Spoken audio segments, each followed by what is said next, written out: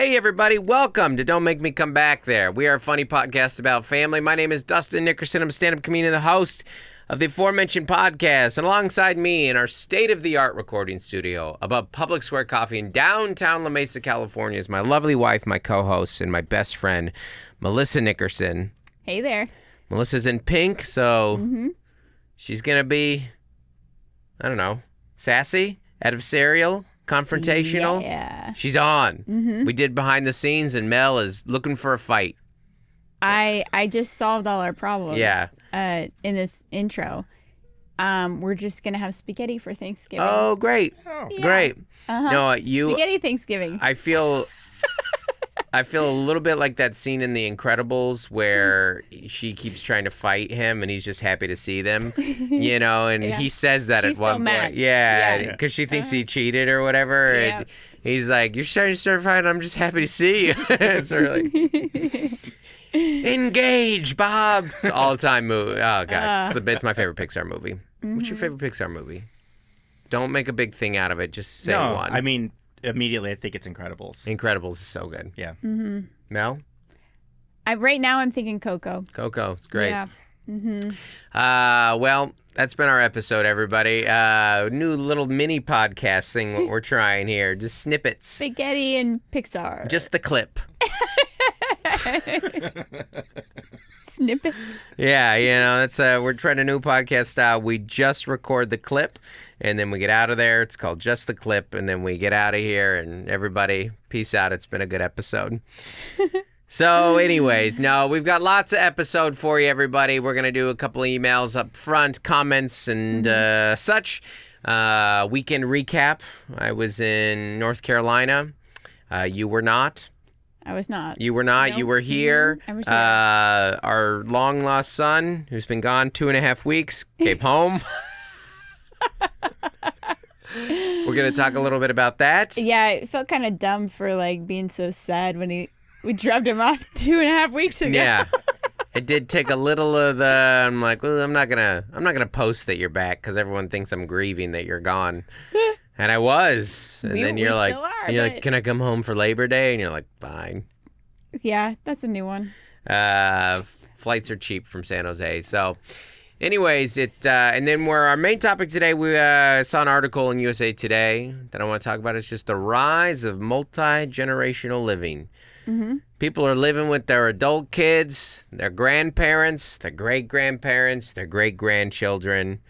3 generations, 3 one house. generations. Yep. At least 3. You prefer 4? I mean, 5 if we can get to it. I'm hoping to be a great-great-great. Okay. I'm going to be 100. I'm coming for... You're going to live in the attic. I'm coming for Moses' record. Yeah. I'm trying to hit 120, 125. Okay. How old was it, Abraham or Moses who had the record in the Old Testament? It doesn't matter. I think it's Abraham. Yeah. And Father Abraham. Sorry, I'm just being sing silly. it. I'm just being No, silly. you did it. I did it. You did it. You did the song thing, Yeah, and I of did. course it was Father Abraham was the one there. It's the one I chimed in on. Yeah, many sons. Anyway. Well, I thank you guys for tuning into our podcast. We're excited. We're very grateful. We call ourselves a little podcast that could. We're growing. We're very grateful for all of you. Thanks for coming out to shows, liking, leaving reviews, commenting, joining our Facebook group, Dustin Nickerson Comedy Fans, our Patreon, Quick plug which for is a way that you Patreon. can give a little more to the pod and get a little more. You can get some meet and merch greets at shows, some merch discounts, and a monthly Zoom hang. Which is going to be on September 22nd. That's a Monday. Yeah, join, come out. I think we're going to a concert that night, aren't we? No. It's the week after. The week after. Yeah. There you go. This is let's do and leave us some reviews if you've not already. So this is a comment that we got on YouTube. Okay. This is from Smurfy06. You guys mentioned a lot of the negative side of internet. This is from Mike's episode, Vecchione, of internet from a comics perspective. But the internet has also made really good comedy accessible to so many people who can't afford to go to comedy clubs or who wouldn't go because you can't scroll past vulgar humor to the comic you really want to see. That is a wonderful point. And thank you for leaving that comment because it is very easy as comedians to kind of complain just in general, because sometimes you can be on the receiving end of a lot of negativity or people complaining, or you can feel like a bit of a failure because it's like something's not doing well, or somebody you're constantly, like one of the hard things about being a comedian, and there aren't a lot, but one of the hard ones is you have very public metrics, like your success level, everyone knows. Based on views. And that isn't true in all life. And not just like your workplace. Like your workplace might know how you're doing, but the whole internet knows how I'm doing. Just anyone. Yeah. Anyone can see exactly. Yeah. And they like how popular exactly you are. And they like to compare you to the most famous person in the world. And they'll be like, oh, well, who's this nobody? Or I've never even heard of this person. You're like, dude, I'm a professional stand-up comedian. I play great clubs every weekend. I'm one of the success stories. But what people, they like go, well, I've never heard of you. Well, I'm sorry. And I've never heard of you. I've never heard of you. We have that in common. So, but you are right, and that's certainly true of me as someone who's on the internet all the time. You're like, oh my gosh, so much great art, so much. Well, music's a great example. Entertainment or art is available now to everyone. I feel that way about an internet browser. Yeah, you're right. I feel that way about music. I get really torn on the Spotify thing. And maybe I've talked to you about this before, Andy, where you're like, listen, it's egregious how little they're paying. It's a fraction of a penny you get every stream. Yeah. However, it has made music more accessible and more affordable, and people can, in a time where everything is expensive, music, not concerts, but the music itself is cheaper than it ever used to be. I mean, I didn't come from a lot of wealth, and so I didn't have a lot of CDs. CDs were expensive. Yeah, they were expensive in the 90s and 2000s. It was like $15, $20. CDs were never cheap. Yeah. I mean, when did they ever? They never became cheap. They just became obsolete. A double disc could be like $25. Yeah, easy. Yeah, isn't that crazy to think about? Your monthly Spotify is one CD. Yeah. Right. Yeah. Yeah, depending if you have ads or not. Yeah. So my kids, they know. Have I talked to you about this before? No. My kids know so much more music than me because of Spotify. I mean, they'll do deep tracks of bands that are like, you like the Deftones, right? And I'm like, yeah. And they'll put on a song. It's like, I don't know this Deftones song because this is like the 5th track from the 3rd album. And I had the one album. Right. And whatever the radio played. I mean, I had we just didn't have a lot of CDs because they were expensive, and you were kind of subject to whatever kind of accessibility. Yeah, whatever was on the radio, and then whatever was on MTV. So our kids know Something in the Way because it was in the Batman soundtrack, and then it really kind of took off in the on TikTok after that. And he's like, I bet this song was huge. I was like, it was not. It was a total afterthought. You know what was huge? Smells Like Teen Spirit. Yeah. Was huge. Come As You Are was huge. The radio songs, the Heart-Shaped Box was huge. These were the ones that I remember their videos, and I remember them on the radio, and I had 2 Nirvana albums. I had Unplugged and I had Smells Like Teen Spirit. So Nevermind. I had the 2, but anything after that, I'm like, I mean, I don't know the deep cuts the way that you guys know them, Yeah. I have as an adult because I have Spotify as now. Right. But sometimes you'll go back and you listen. It's like, wow, this whole album was good. I didn't know. Yeah. It's kind of nice when your taste has grown. You're like, oh, have you heard this little new band? Yeah. It's nice to have that in the back pocket now. What I noticed though is our kids listen to a lot of our music. A lot of 90s music is very popular with our kids. Even 80s. Like they're all into The Cure. They like the Smiths, which I never got into as a kid, as a teen, But they have not gotten into the punk, though, at least our kids, which is interesting. They've gone, which would be chronologically next. I was going to say, there is a pretty significant movement because like the Midwest emo genre, it's weird because that was never a genre during the emo era. Like we could refer to Midwest bands, but it's become more of like a prominent genre because of social media, because of memes of like, you know, playing a movie intro and then like doing like the little lick and then you're right. So it's like that I would argue that's actually it's there. Yeah. It's out there. Yeah, no, you're right. I'm just thinking about our kids. And I will say that they get into older punk music, like The Clash, Sex Pistols and stuff. So chronologically, I guess they're just catching up. But, you know, and then, you know, as a Christian, you had to get rid of all your CDs. So there you go. The ones you did have. Yep. Oh my god. Lasers are from the devil. Yeah, that's secular music. So, yeah, I think it's interesting to think about how much more music our kids will consume. Which, and on the one hand, obviously, as a performing entertainer, I'm like, people should get paid more for these streams. But on the other hand, you're like, but exposure does matter. And I am, you know, if you're gonna make music and art, you want people to be able to access it, right? Access it. Yeah. Well, I was just thinking about how like we had TV shows and movies, like you said, to get exposed to songs like Dawson's Creek had like Sarah McLachlan or like those songs that are like imprinted in our brains, like the soundtracks, and now they have like TikTok. Oh, Mel, and, I'm so glad you said that. This, you know, this trends and stuff. Like Fix You on Grey's Anatomy. Yeah, I mean, it's crazy. You're just like, oh wow. I'm so glad you said this. Here's a rant nobody cares about. I saw some post. There was a picture of Kurt Cobain when it was like, imagine him having to do short form TikTok music to try and make it. And at first I was like, yeah. And then I'm like, what do you think a music video was? Yes. Yeah. It's the same thing. Yeah. Like, Kurt Cobain did not go, how do I make a little mini movie to advertise myself? That was like... Wasn't he making the art for his... that Joel told me that. Yeah. He was... Like, he would design the album art, which is impressive. Which is impressive. Yeah. But the point being...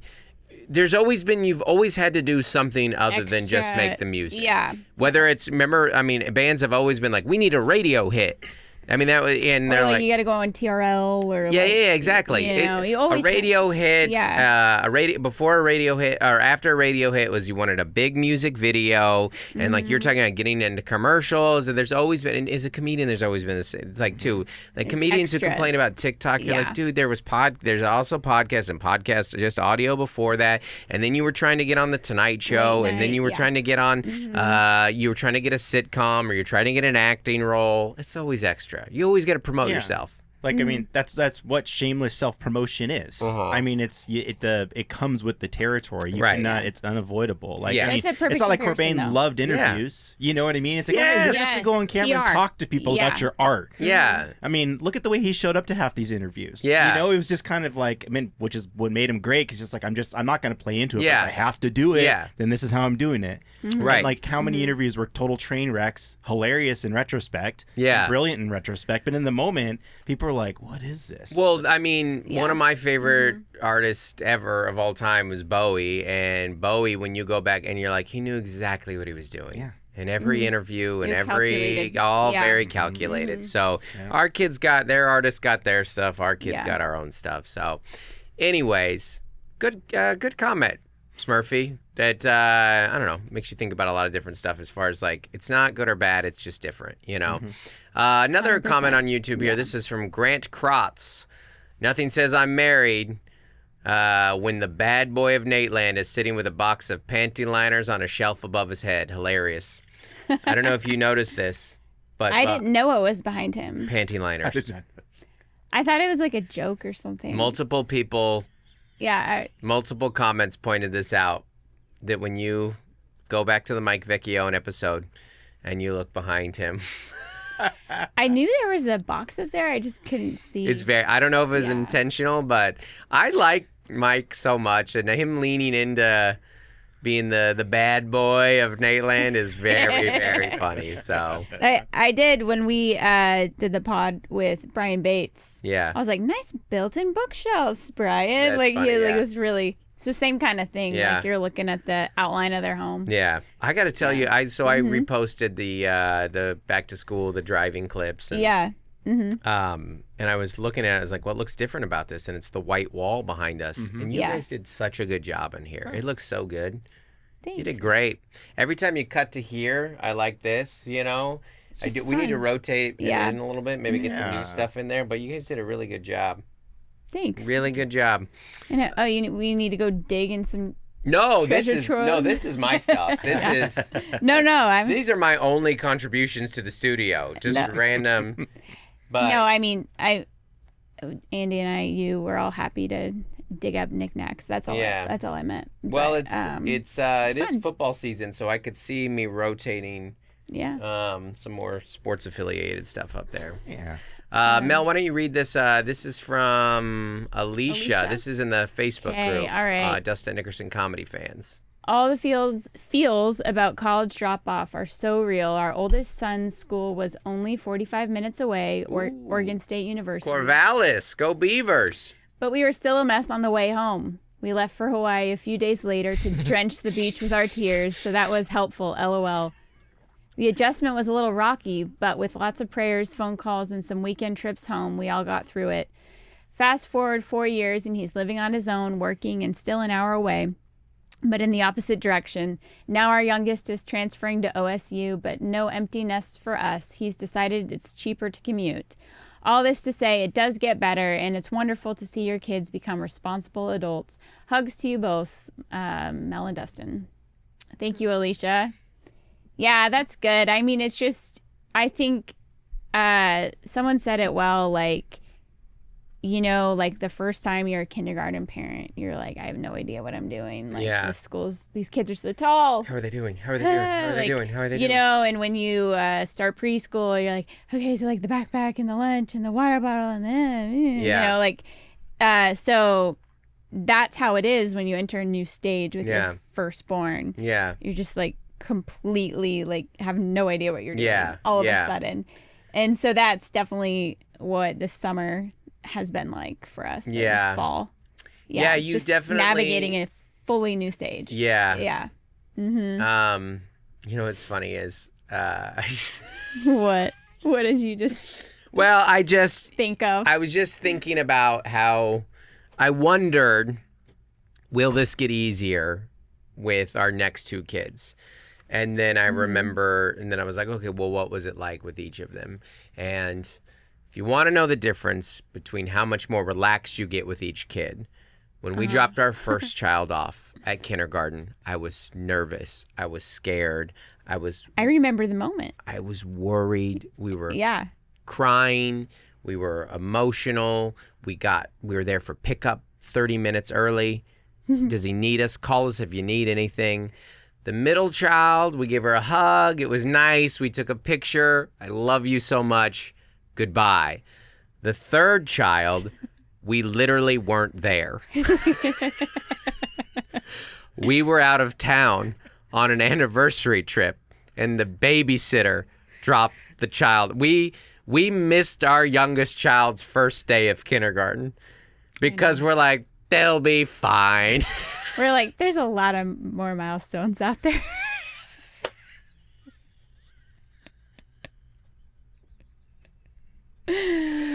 I just got a third day of school photo.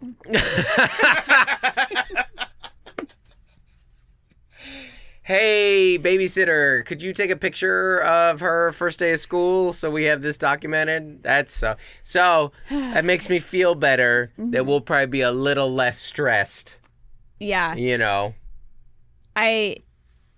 be old hat. Yeah. Yeah. Yeah. I know. You just can't. The first time is just different. Well, sounds like we're not going to drop our youngest off at college. Uber to the airport. Yeah. Bye. We got you a U-Haul. It's in the driveway. I rented it. I'll help you load a couple things up. Nothing big. I don't know, my back can't handle it, but yeah, You're like, we're grandparents now. Yeah. Good luck into college. It is. I think with each, heavy milestone that you go through as a parent, as an adult.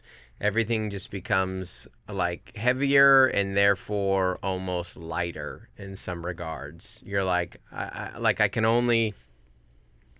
know the weight of this, but I also know what real weight is.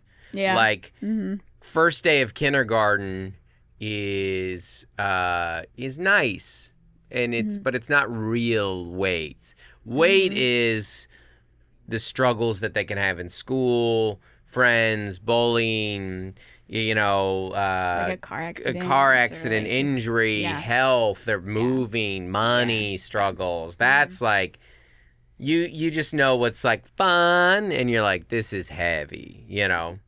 There's a lot of light parenting, and real heavy parenting teaches you to, I don't know, there's more light than you realize, I guess.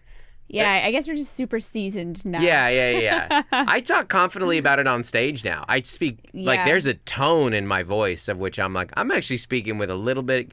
You told me this, and I think this is great, and maybe you can say it again, of just like, you have all this information about parenting young children, and you're like, I almost don't know what to do with it, or people need to listen, or... Well, I think everyone has to kind of find their own way. Right.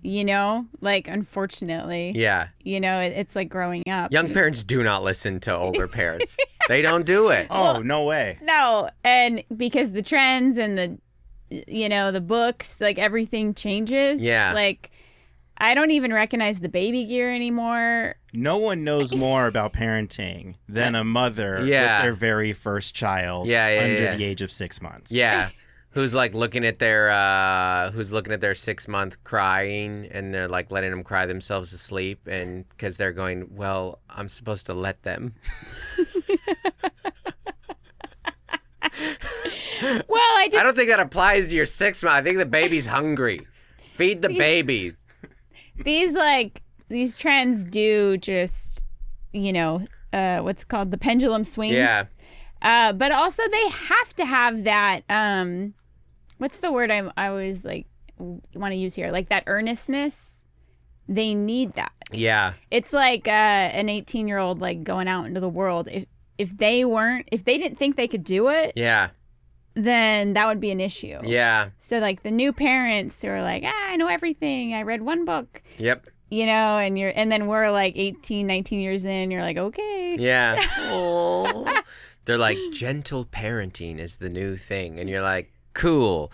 I'm going to say no to that. But for the record, I also said no to Tiger Mom. Or whatever. Was that a Tiger Mom, right? I don't even know if it was a book. I think it might have been a document or like a reality TV show. It doesn't matter. But the point is, people were doing it. Trend. Just like the people are doing the gentle parenting thing. And the people are baby-led feeding. And P90X and new FAFO. Isn't it so Yes. fun? Dude, every 6 months, a new parenting trend and a new workout trend comes out. You're like, hey, we're gentle parenting now. You're like, okay, this is just P90X.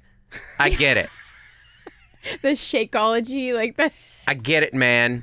And I'm here. We just repackaged it. This is the Tybo of parenting? Yeah. Yes. You're like, hey, it's Tiger King now. And you're like, now it's Tiger Mom now, or it's Let Them now. Or you're like, okay, Pilates is pretty big. And what were some CrossFit had a moment. It's like, it's the new fad. Yeah. Yeah. And parenting. It's the new fidget spinner.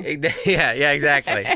And as far as I can tell, parenting and health are very similar. That there's all these fads. And whatever sells. Right. Yes. You market to these young parents and these young adults who are trying to stay healthy. Yes. And you're like, we got, oh no, it's saunas now.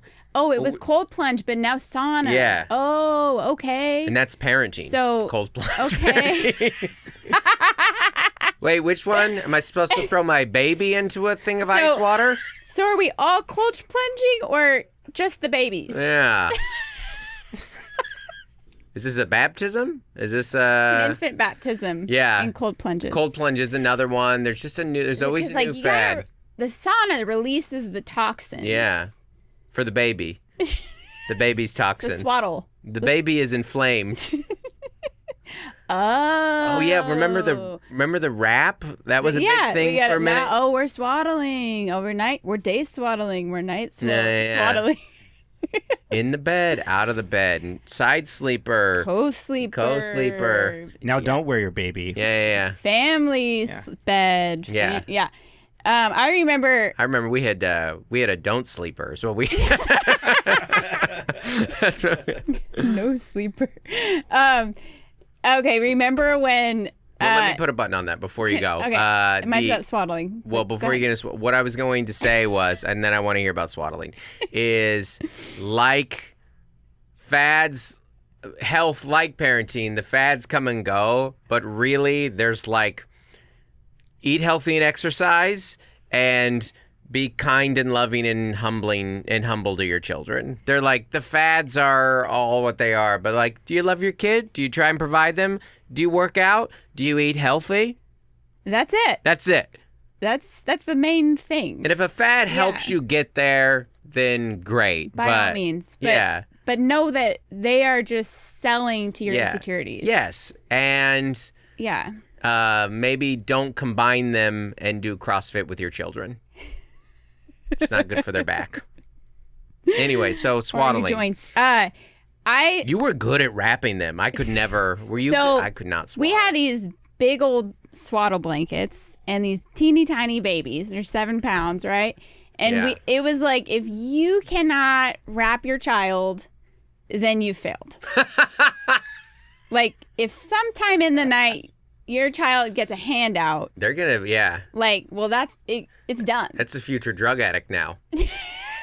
You're like, kid. I mean, but like, I'm waking up and the baby, his arm's out. So like, what should I do? No, if your kid escapes, if your kid can get an arm out from their swaddle, they're not even going to graduate high school. They need to be swaddled, listening to classical music, because that was a big thing. Baby Einstein was huge. Yeah. For, in 07. Yeah. Was that the name of the music, Baby Einstein? Yeah, that was something. Was it? Yeah, that was the company. I thought that was a PBS show. Oh. No, it was a DVD series. Oh, probably VHS too. Yeah.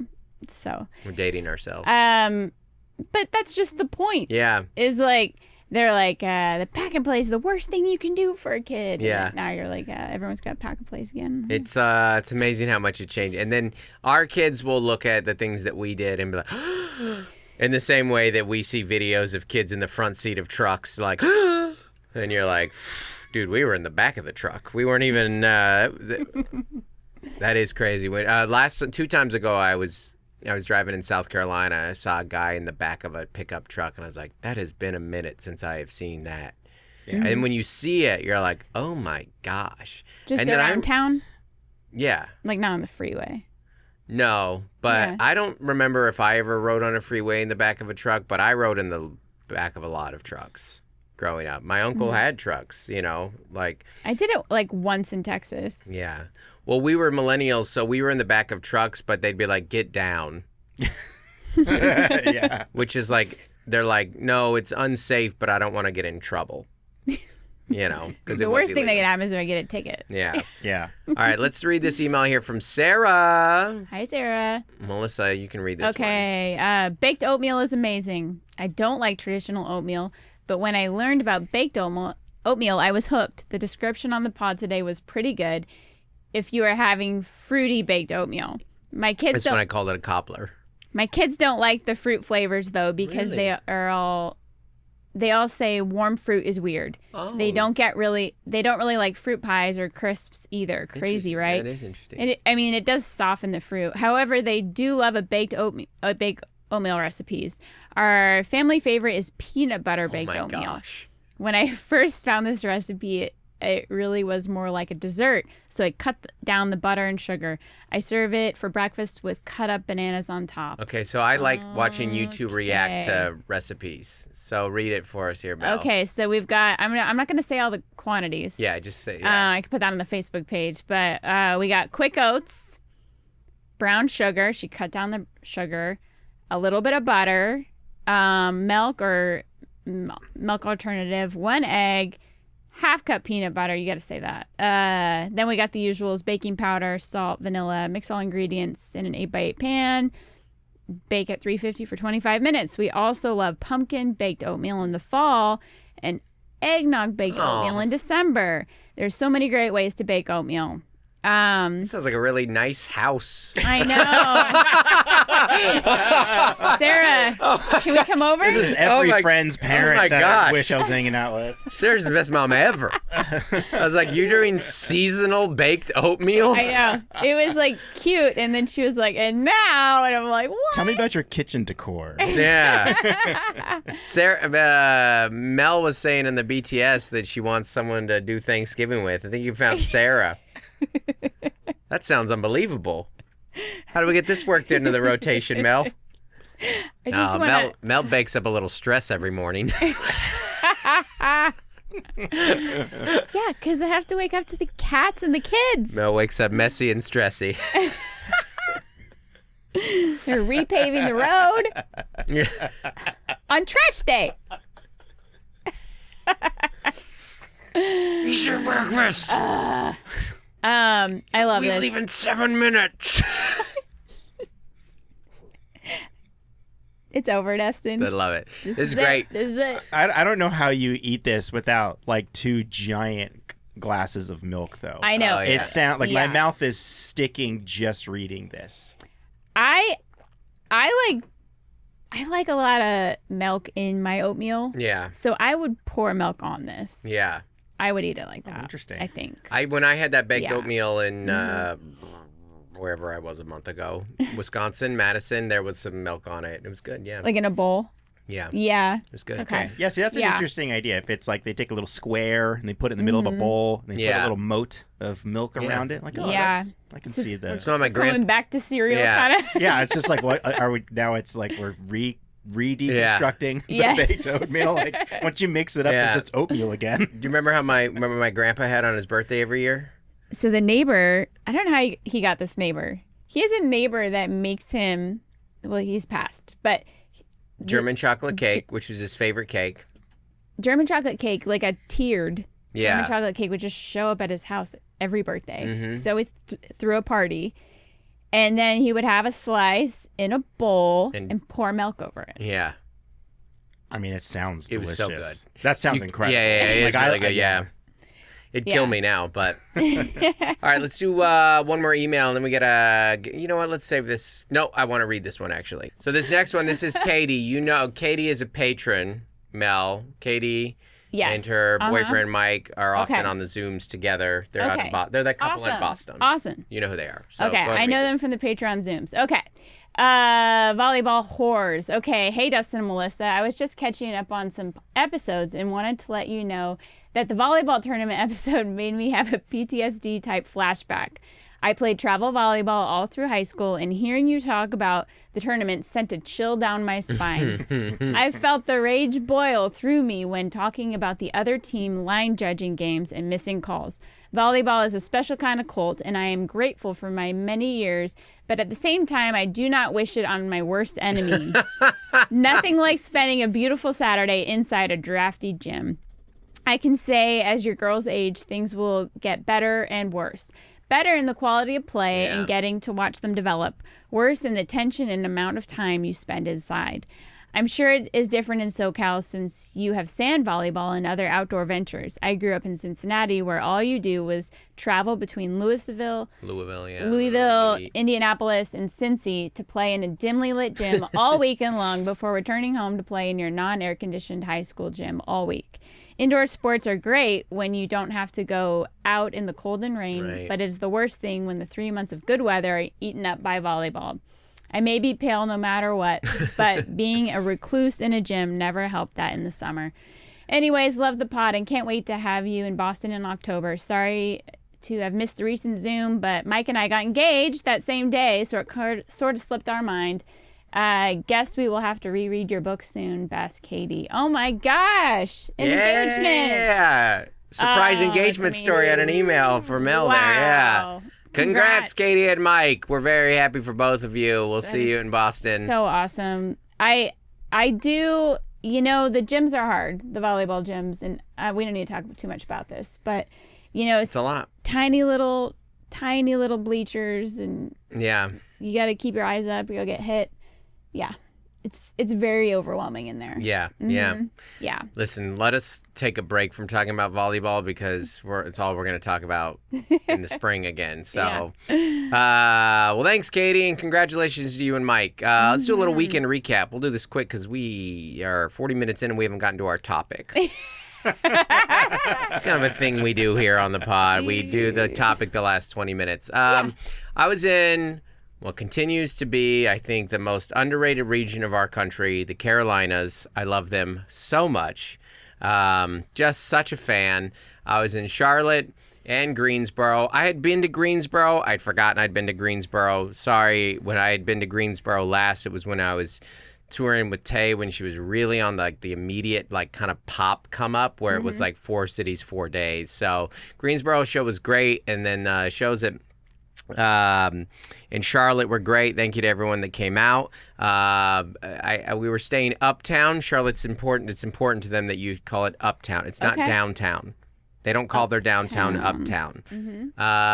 So it's uptown. It was loud. It's lively. It's got a lot of stuff going on. I want to give a couple shout out to a couple coffee shops that I went. I found them on Sprudge, which is that website. Remember Jordan recommended to me? Sprudge is a good coffee map situation. Shout out to them. Not Just Coffee is one of the spots. You know, places we've been to a few of them.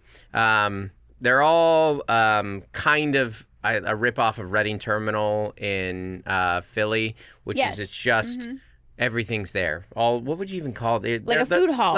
Food hall market. Sure. Yeah. You know, they're very popular right now. Like they're growing. Yeah. And we went to. There's one there. It's basically a mall food court, but like slightly chain based. It's higher quality. Yeah. It's like here's elevated. a great local pizza as opposed to Sbarro. You know. Yeah. But San Diego, Point Loma has one. Liberty Station, and that one's good. They all died in Orange County. Orange County did not like them. Like Union Market was like the known food hall. You can't come for your malls in Orange County. That's true. How dare you try? We got to provide Spectrum. No, Orange County is when malls never died. They're still very popular there. That's true. So there's the one in downtown LA we went to. Remember, it was really great. There's a lot of them. I can't remember the name. Are we talking about the official downtown market? Is that what it is? Yeah. I mean, that's like legendary downtown LA. I mean, like some of the best, there's Michelin star food in there. Yeah, it's great. So good. Yeah, we stumbled upon it. So that's but Not All Coffee is one, or Not Just Coffee is in one of those.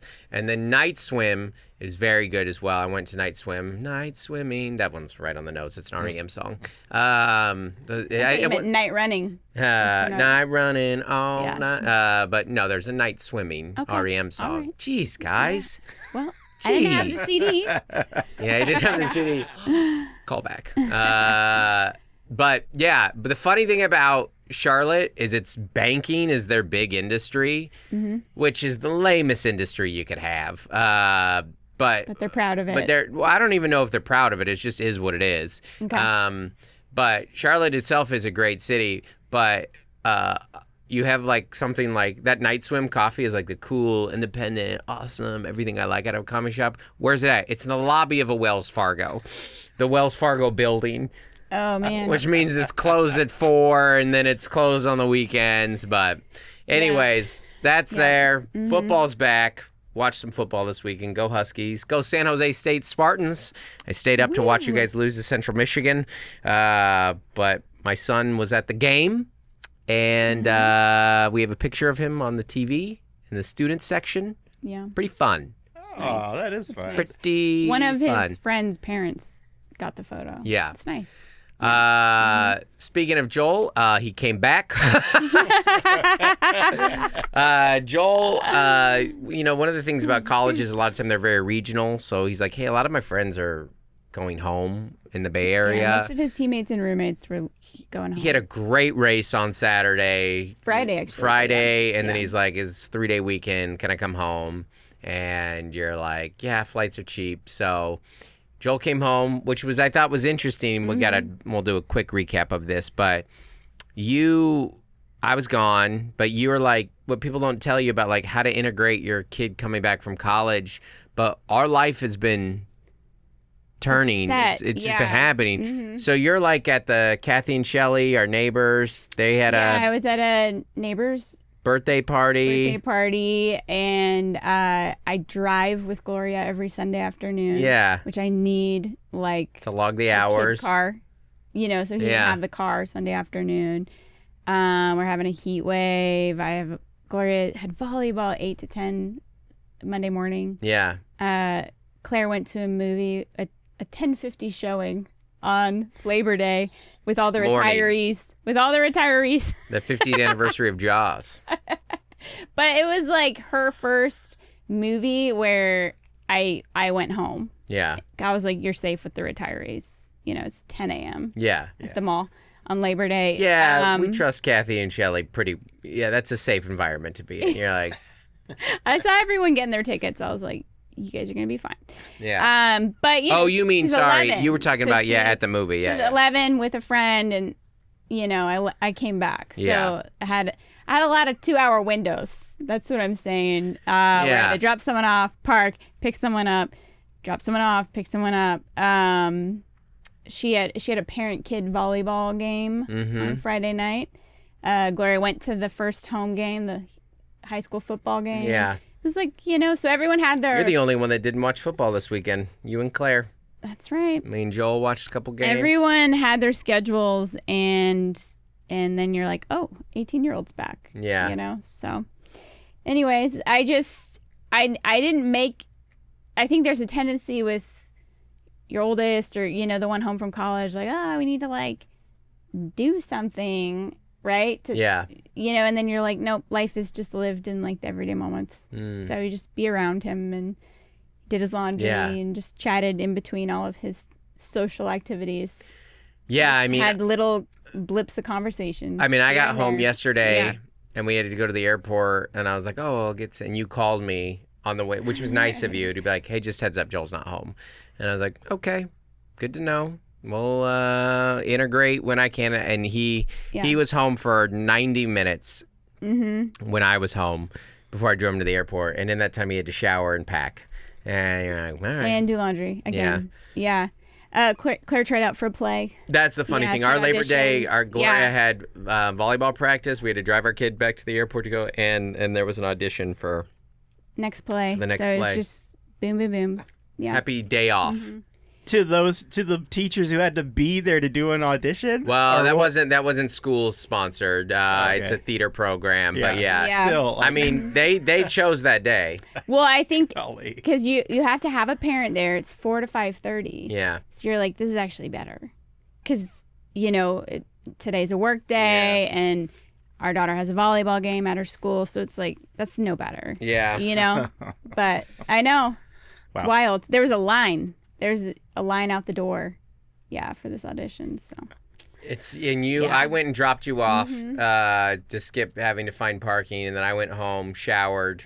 It's just there's so much of that when you're just like, you do this, okay, this is my shower window, Yeah. Anyways, it was a busy weekend, but let's get to this article here. So, I think this is really interesting to talk about because we lived it for a while, as well. So I saw this article, The Rise of Multigenerational Housing, Why We're Seeing More Generations Under One Roof. If you haven't noticed this trend in your own life and other people's lives as well, generations are living together. Adult kids, it says in here, 2023 paper found nearly half of adults 18 to 29 live with their parents, which is up 25% since 1960 and at levels not seen since the Great Depression. Oh my gosh, so 100 years later. More adults 18 to 29 are living with their parents than since the Great Depression. I believe it. Yeah. It's not a belief, it's a fact. Yeah, no, I totally understand it. Isn't that crazy? Yeah. And it's we're up on grandparents living with their kids and grandkids as well. There's a lot of reasons for it. We all know the main one, money. Yeah. Just like this is how much a house costs or an apartment costs, and we could split it. Yeah. Yeah. Isn't it crazy to think about that there's still like boomers out there ranting about kids these days. These kids, they won't. When I left the house when I was 18 and da-da-da-da-da. You're like, hey, it's as bad for us as it ever has been since the Great Depression. Half of 18 to 29. That's crazy to think about, that every 29 years old you see, there's a 50% chance. You think they're all losers, boomer? You think they're all not trying? Maybe it's hard. Maybe the circumstances. No, I'm not. Not all boomers are like that, of course. No. I think a lot of boomers are living with their kids. I literally had a conversation with a neighbor, and they own 2 homes, and they're upset about the ADUs that are going in our neighborhood. And I was just like, yeah, it's just like, it's really expensive. Mm-hmm. Like, we need more options. Yeah. You know? Bragging about leaving their house when they're 18. It's like, well, will you leave your house now that you're 80? That's hilarious. Yeah. Yeah, I mean, that's a good example. This is one of our neighbors. It's a good example. They have a house that they don't Airbnb and they don't rent to anybody in another state that they just go visit sometimes. And you go, bingo dingo. That's the issue here, is there is a lack of properties that are reasonably priced for people to live in. And also, a lot of the lots, like in our neighborhood, are huge. Yeah. Like you can, more and more in our neighborhood, people are putting full homes behind their front home. Yeah. So it's like 2 full homes now. Yeah. And this is my front house. Yeah. And you just kind of do a gate situation and like, what? No, it's modern living. Yeah. It's modern urban living in cities and near cities, where like if you want land and spread out. I mean, we always say that we're renters in San Diego. We could be homeowners in Toledo. But that's a choice that we make, and we're not victims in this scenario. No, we're also we are millennials. Yeah. You know? And half of millennials own homes. Only half. Yeah. You know, and but that is crazy to think about, that is that many people are and it circumstantially it makes a lot of sense, and I think it's worth simmering on it for a little and just kind of pondering wow, we're alive for a big housing, I don't know if that's the right word, but like we are living through a very big shift in living circumstances. The rise of ADUs, the rise of adult children living with their kids, the rise of grandparents in the home. It's very interesting, you know. Well, yeah, because even if you think about like your aunts and uncles, like you're like, oh well, they all own homes, and then you're like, but do any of their kids? Yeah. And you're like, no. Yeah. You're like, well, that's interesting. Yeah. Just because it's all shifted. Yeah. But I think embrace the shift is what I would say. Yeah. Like hey, I mean, according to this stat, if you're really sad that your college kid just moved out, well, good news, they're coming back. They're coming back with some debt.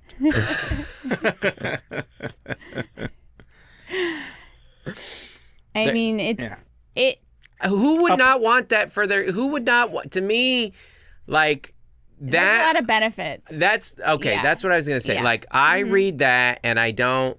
There's 2 ways you can interpret that. One, you can despair over like, man, things are so expensive and the job market is bad and the economy is bad and it's getting worse. There's some trend right now of like saw on TikTok from some country song, like I got some gas and a Coca-Cola. Like that's the trend, and they're doing videos. And I was like, what is that, $100? A full tank and a Coca-Cola? It's very expensive. Yeah, it's 1,000%. Yeah. I would go as far as to say like, your second career or whatever in comedy happened because of our multi-generational living. Yeah. Because your dad lived with us and we had babies and we just had benefits. Yeah. Like, hey, I'm going to run to the store, like keep an eye on the littles. Yeah. Or like the babies are sleeping. I'm going to go with Dustin to one of his shows. I'm going to miss the first day of kindergarten. No,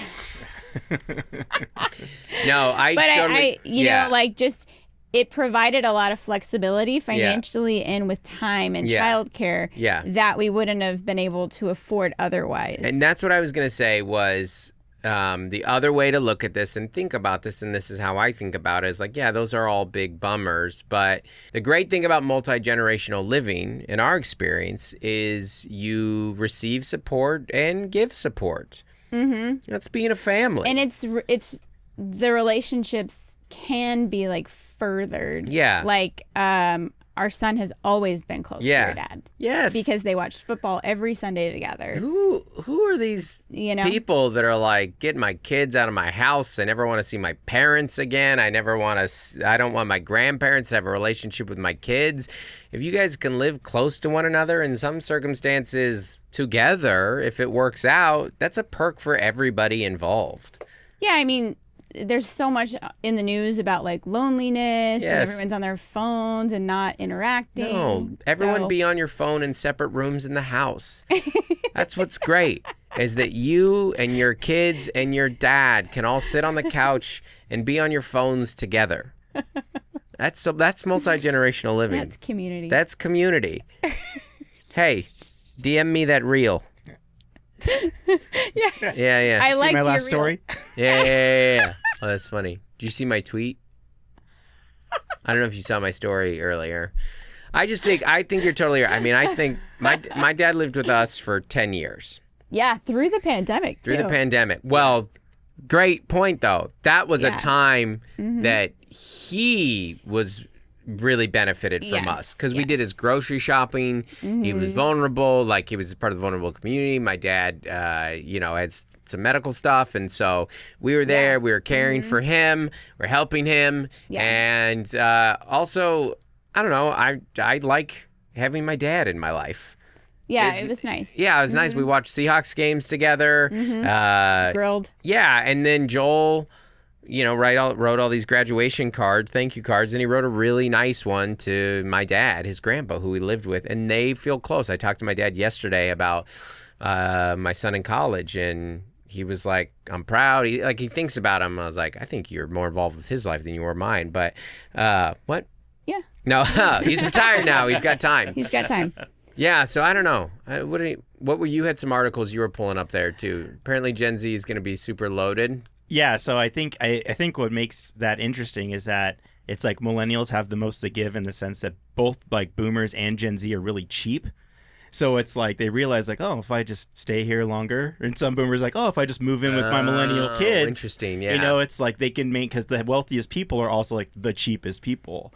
So it's almost interesting how millennials, though, were told to be like, go out there, leave home, live your best life, try to make it for yourself. So we're dumping a ton of our money to make it, but then we can't afford anything. Yeah. And the irony is then like our generation below us and the generation before us are both like, well, we learned how to like save our money. And that's interesting. Cool, yeah, cool. You could all just live at my house that I completely sacrificed my life for. Isn't there the thing too, in that boomer money is probably going to go to Gen Z? Exactly. Yeah. And that's like part of it, because like you don't usually get wealth transfer directly one generation. It skips and goes to like the grandkids. This is why they call millennials. You know what our nickname is? The unluckiest generation.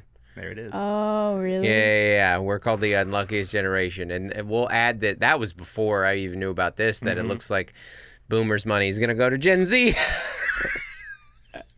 Well, Gen X gets in the comments and complains about being like the skipped or forgotten. generation. They're the forgotten generation. Yeah. Exactly. Which in that it's story, they're not even mentionable. They're the Korean War of generations.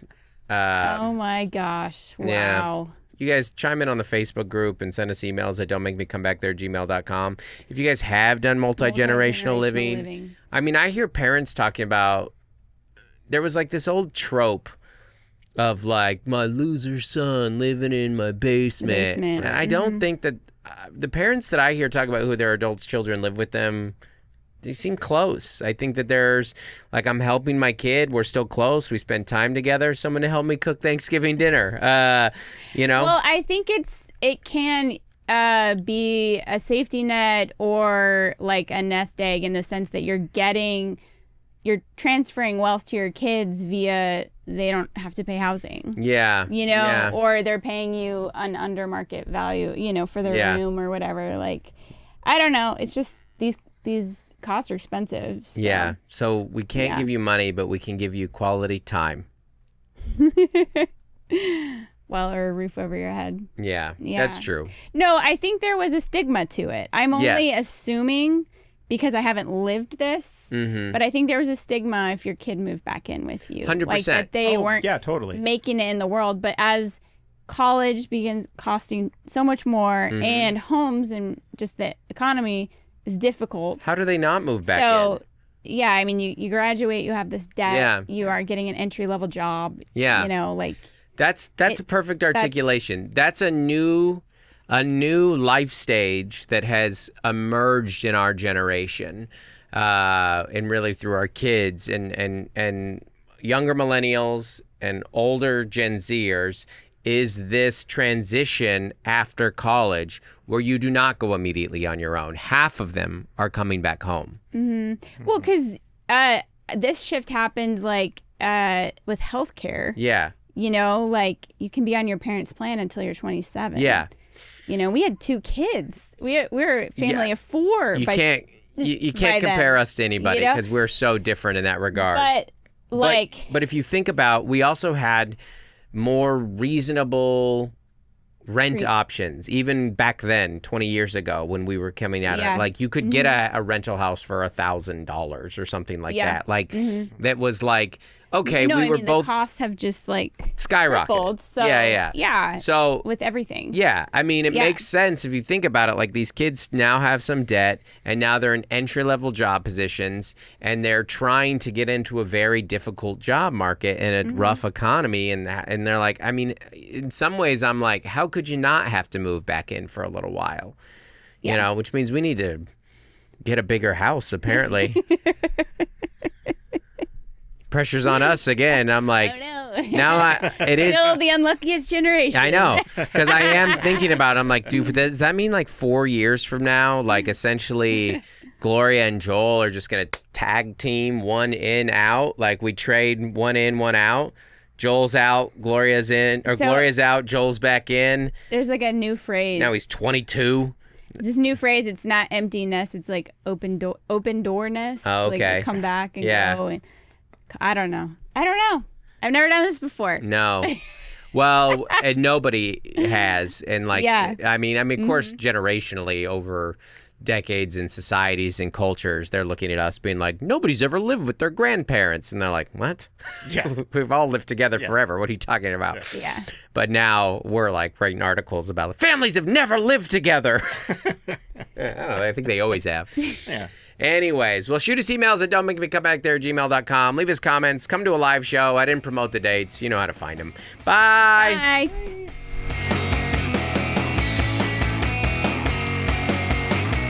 Hey, everybody. We want to give a special shout out and thanks to our As Essential as Oils level patrons. That's $25 up a month and up. You get it. Thank you, everybody. It means a lot to us. That is Adam Bush. Averill Griffiths. Allison Nelson. Andy and Darlene Girton. Bonnie Galindo. Brandon Schoenberger. Carrie Teague. Chris Finn. Christopher and Bridget Finlin. Code to Grow. Courtney Eibling. Damaris Diaz-Stevens. Daniel Owens. Dave and Melissa Cox. Dave Hoagland. Dustin Daly. Jason and Francis White. Jen Thirk. Jonathan Rivera. Jordan Cowan. Juliana Smith. Lori Amos. Lauren and Nick Rachel. Matt and Sam Slosdom. Michelle Carlson. Nick Cordell. Norman Perron. Preston and Rachel Wilson. Also, if that's Perrin, I'm sorry. Also, Preston and Rachel Wilson. I'm sorry if we messed these up. We're trying our best. You're up. Raina Camps. Robert and Nellie Capin. Stephen Menya. Zachary and Tammy Moyle. And Tiffany Payne. Bye. Thank you.